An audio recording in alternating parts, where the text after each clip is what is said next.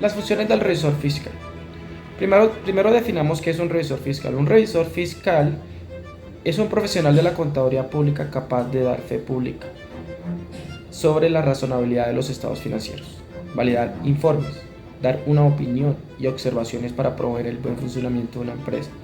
Las funciones del revisor fiscal están enmarcadas en el artículo 207 del Código de Comercio, en el cual una de sus funciones es colaborar con las entidades gubernamentales que ejerzan la inspección y vigilancia de las compañías, ya sean temas legales, temas fiscales, y que esos informes, rendir esos informes a quien haya lugar o sean solicitados.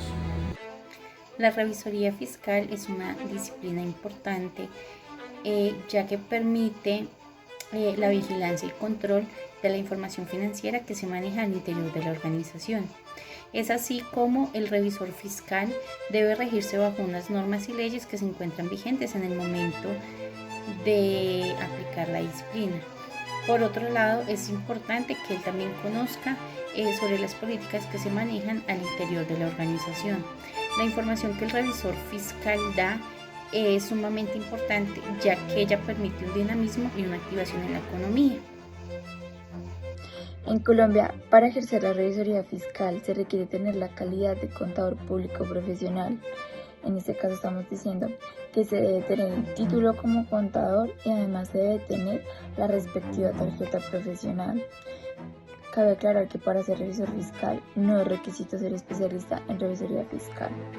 Los obligados a tener revisor fiscal son las empresas y sociedades obligadas a tener un revisor fiscal por disposición legal y por tope de activos e ingresos anuales. La Ley 43 de 1990 en su artículo 13 nos dice claramente que para desempeñarnos como revisor fiscal se debe tener la calidad de contador público, y en el Código de Comercio en su artículo 215 dice también que el revisor fiscal deberá ser un contador público. Uno de los retos principales de la revisoría fiscal en Colombia es adaptarse a los cambios constantes en las normas contables y fiscales.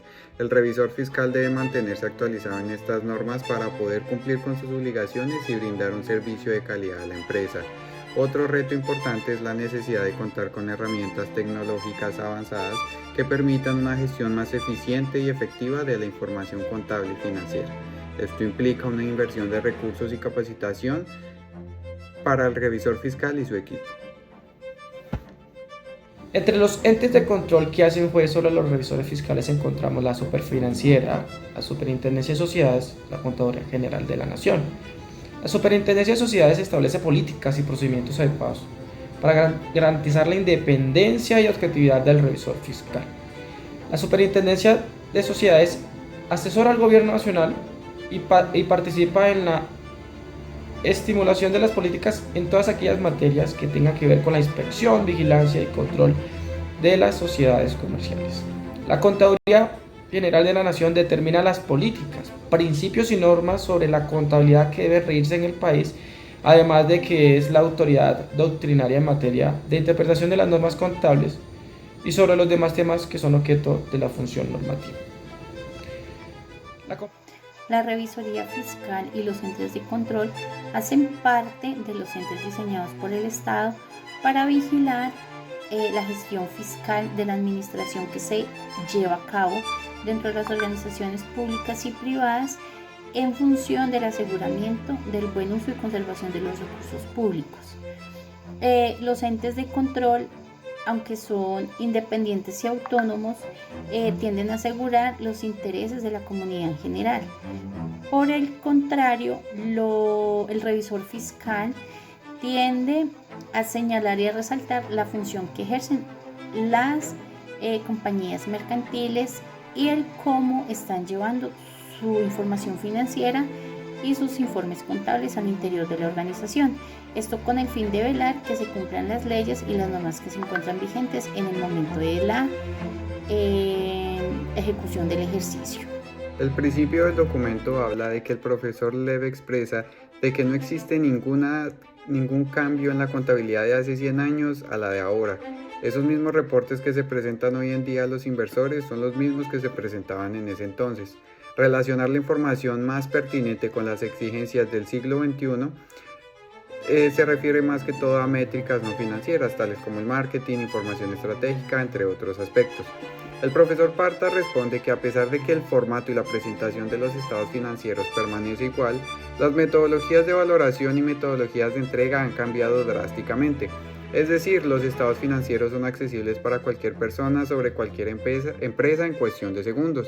En este caso, el profesor Parta se refiere a la presentación de los estados financieros en cada una de las páginas web de las respectivas compañías o de las superintendencias. Bueno, el profesor Lab habla del flujo de caja versus ganancias.